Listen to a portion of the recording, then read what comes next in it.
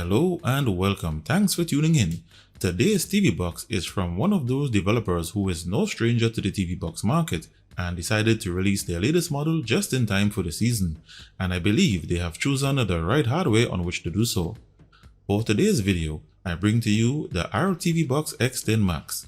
This model runs on the Amlogic S905X3 CPU on 4GB of RAM and 128GB of internal storage, and for your convenience they have a 32GB model. So up next I have a full review of its hardware and features along with live demonstrations, so stay tuned, you have that and more after the break.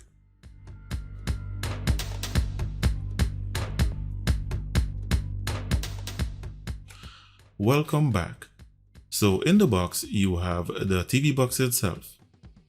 You get one IR remote, one HDMI cable, a 5V 2A DC power adapter, and a user's manual. And now a look at its design and ports. The body is made of plastic with the RTV box logo printed to the top. To the rear, you have one HDMI port, one Ethernet LAN port, one optical audio port, one audio video port, and your DC power input.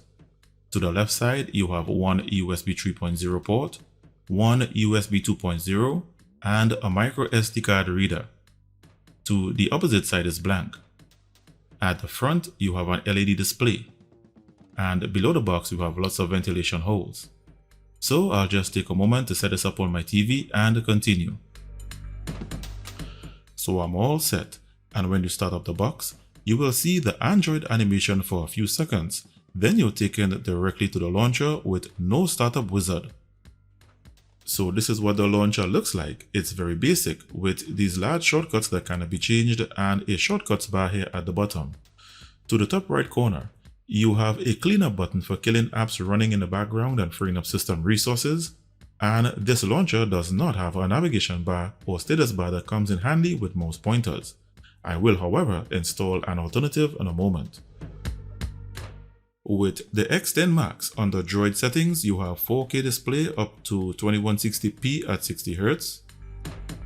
You have Dolby Vision settings, HDR settings, HDMI CEC options, power key definition options, and under device preferences you have Dolby and DTS surround sound audio options.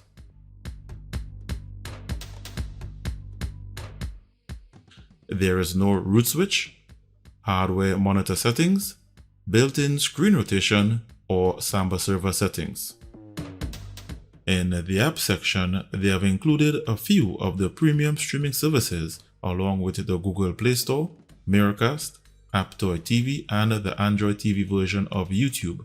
So I'll pause for a moment to install some additional set of apps and continue. So I've installed all my apps, and below here you can see that I've installed an alternative navigation bar, and it's a perfect replica of the one used in other models.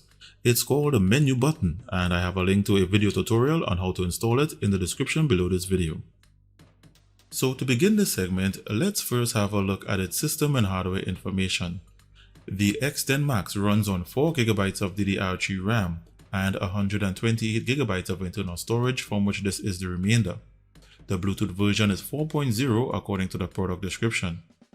The CPU, which is the Amlogic S905X3, is a 64-bit quad-core Cortex A55 processor with a CPU clock range of 1.9 GHz configured in 32-bit mode. Below it shows that the box can only run 32-bit application, as it shows that it only has support for 32-bit ABIs. The GPU is the Mali G31 graphics processor with a refresh rate of 60Hz and OpenGL ES version 3.2, which is good for gaming. The box has dual band Wi-Fi support, and it shows here that the 5 GHz band is supported. The operating system is Android 9 Pie, and it also shows that the box is rooted. The box runs between 60 and 70 degrees, and I will monitor to see how high it increases during 3D gaming. The box comes with all the decoders for the playback of 4K media with digital surround sound audio formats, and I can identify the Dolby Vision and DTS HD decoders in this list. So that's it for system and hardware information, and now let's look at some benchmarks. In the first benchmark, let's take a look at its RAM copy speed and its internal storage read and write speeds. It has a RAM copy speed of 3236 megabytes per second, and its internal storage has a read speed of 329 megabytes per second and a write speed of 40. These are some decent scores, especially the internal storage read speed. In the Wi-Fi and LAN speed test, the results show that it has maximum bandwidth on the 5 GHz band and on the LAN port achieving 100% of my bandwidth and the 2.4 GHz band achieving 58%. So for maximum bandwidth on networks over 100 megabits per second, use the 5 GHz band or the LAN port. And for networks below 60 megabits per second with single band Wi-Fi, the 2.4 GHz band will work just fine. In the Antutu benchmark, it scored 74,473. This is actually a pretty good score and should sit it that it places well on the chart. In the Geekbench 4 CPU benchmark, it scored 768 single-core and 1,716 multi-core. Not a super high score, but consistent with similar models in its class. In the final benchmark, which is the GPU benchmark, it shows that the X10 Max does not have Vulkan support, and it scored 5,274 in the Ice Storm Extreme test and 493 in the Slingshot test. These scores are also consistent with similar models. And that's it for the benchmarks, and I will now tally in the scores and let's see where it places on the chart. So the scores are in, and here you can see the RTV Box X10 Max making inroads on this chart and is at position number 22 in reference to Antutu benchmark scores, which is a pretty decent spot and reflects good on its performance. You can view this chart on my website in full spreadsheet format where you can view the top TV boxes for 2020 along with price comparison links. See the link in the description below this video. To start the next segment, I'll first take a look at its root access information. And it says here that the box is rooted running on Android 9 operating system. This box does not have a root switch, and it's ill-advised to try to manually unroot it by updating the Super User app, as it will put the box into a permanent boot loop that can only be fixed by flashing the firmware. Next, let's take a look at its DRM information. It shows that it has Google Wideband Level 3 with no HDCP protection, and this puts it into the category of TV boxes that does not have the required digital rights management to play premium streaming services in HD and 4K quality such as Netflix and Amazon Prime Video. These services will only play in basic 480p. This also means that the Android installation is not Google certified. For those interested in using alternative launchers, I installed the ADW Launcher 2. That is one of the most compatible alternative launchers for the Amlogic S905X3 chipset, and it works without issues, with features such as long-click menu pop-ups and drag-and-drop shortcuts. It also allowed me to install a live wallpaper.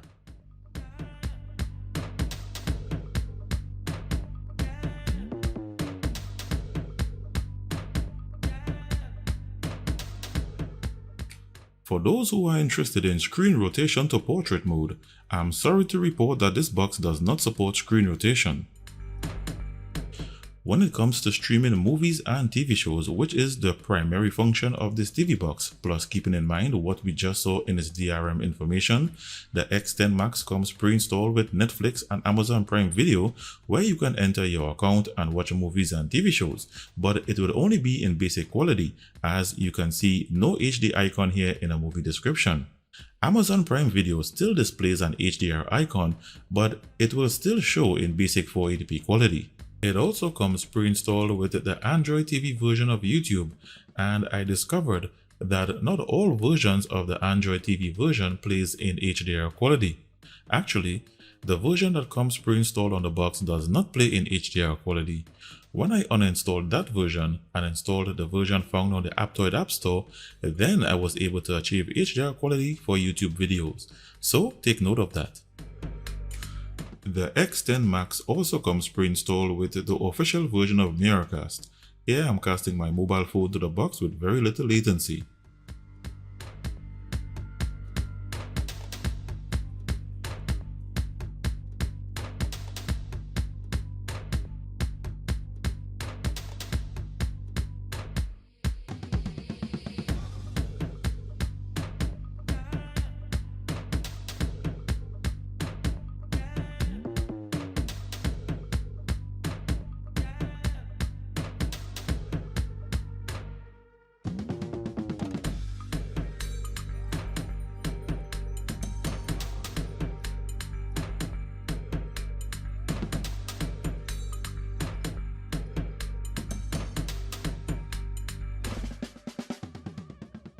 I will now play some 4K videos in HDR format using the VLC player.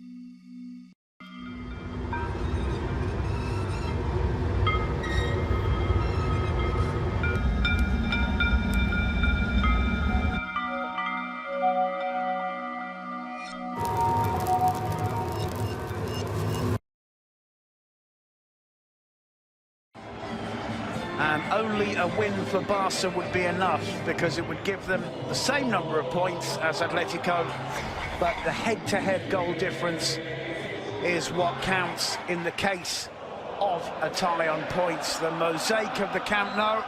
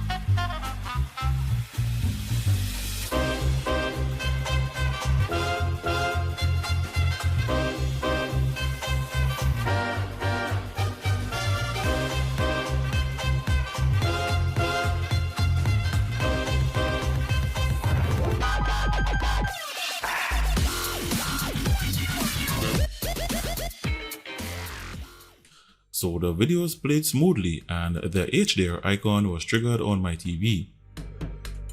It's now time for the digital surround sound audio test, and I'll be testing for Dolby Atmos, DTS:X, DTS:X HD Master Audio, THX, and the Dolby TrueHD. I'll be using the VLC player with audio pass-through enabled in the settings area and using HDMI pass-through configuration on the receiver.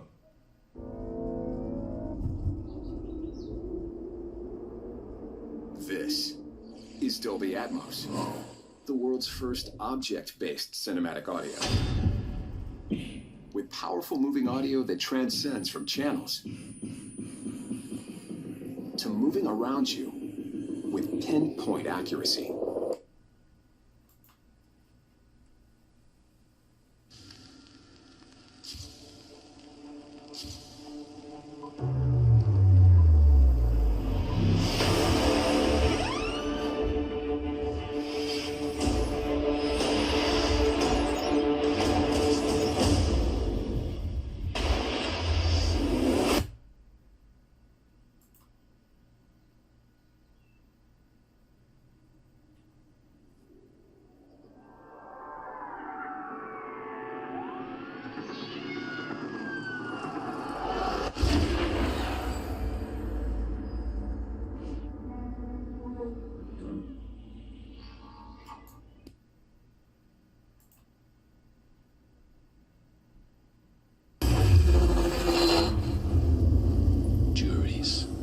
Executioners, judges.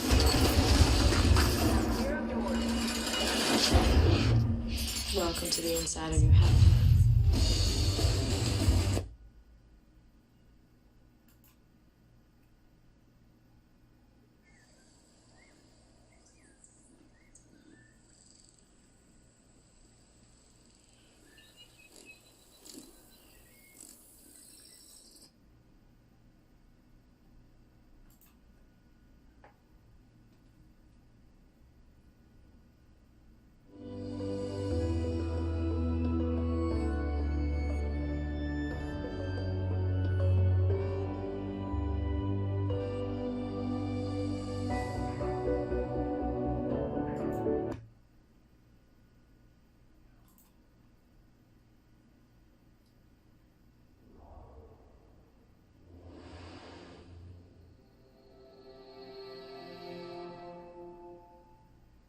This is the left channel. Next, we have the center channel.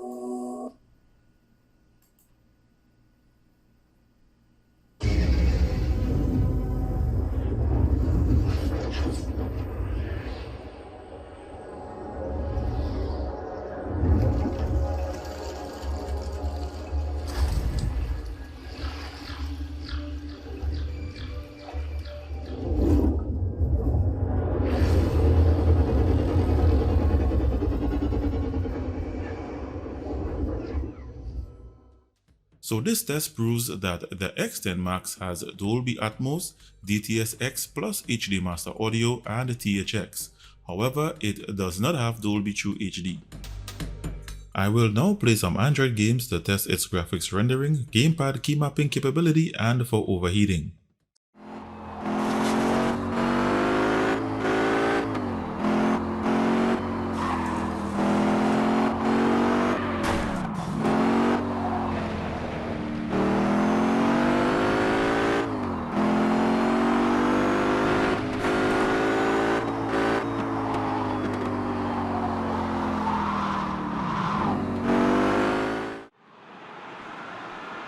He's made sure that that won't get through. Ball through needs to be good here. Koyos going through.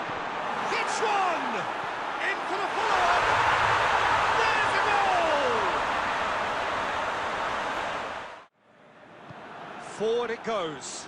Looking to break out here. That's a promising ball.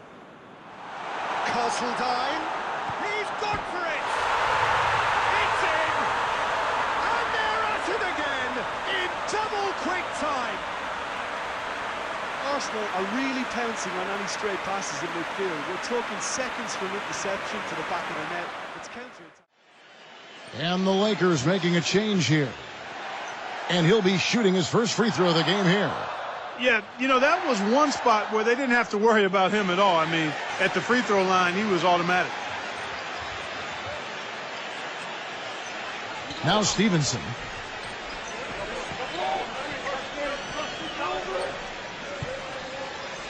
Smooth as silk on the finger roll.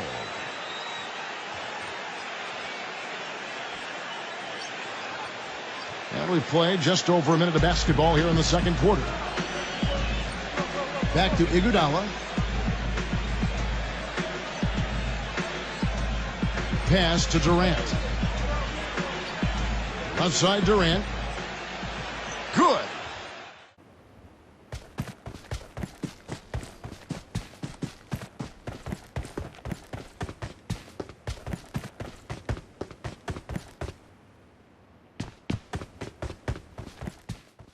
So the games played okay, but there was some slight throttling in some of the games. In summary, the RTV Box X10 Max is a good all-round TV box ideal for streaming movies and TV shows, playing 4K videos with digital surround sound audio formats, and it's also good for some 3D gaming. The drawbacks include no DRM support for Netflix in HD, no root switch, no navigation bar or status bar, no screen rotation, and depending on which game you're playing, you may need to apply a cooling fan to reduce the occasional throttling. And with that said, I'm recommending this box as a good box to buy, and you can get the 128GB model for around $52. See the link in the description directly below this video. Thanks for watching. I hope you enjoyed this one. Give this video a thumbs up if you enjoyed the video and the information was of value. If you are a first-time viewer to my channel, be sure to hit the subscribe button and the notifications bell before leaving, and stay tuned and look forward to the next one.